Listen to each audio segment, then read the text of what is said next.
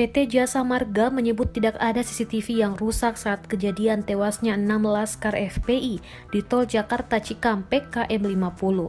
Namun pihaknya memang tidak memiliki rekaman kejadian di KM 50 lantaran adanya gangguan pengiriman data rekaman. Direktur Utama PT Jasa Marga Subakti Syukur menjelaskan, dari 277 kamera pengawas alias CCTV yang ada di Tol Jakarta Cikampek, ada 23 yang mengalami hambatan pengiriman data. Sejumlah CCTV yang mengalami gangguan tersebut, kata Subakti, berada di CCTV KM 49-72.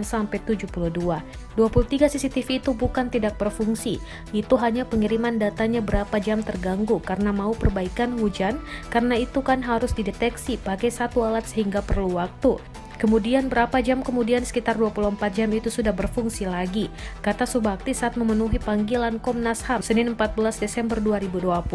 Subakti menegaskan akibat hambatan tersebut, 23 kamera CCTV tersebut tidak bisa mengirim data rekaman dalam kurun waktu beberapa jam.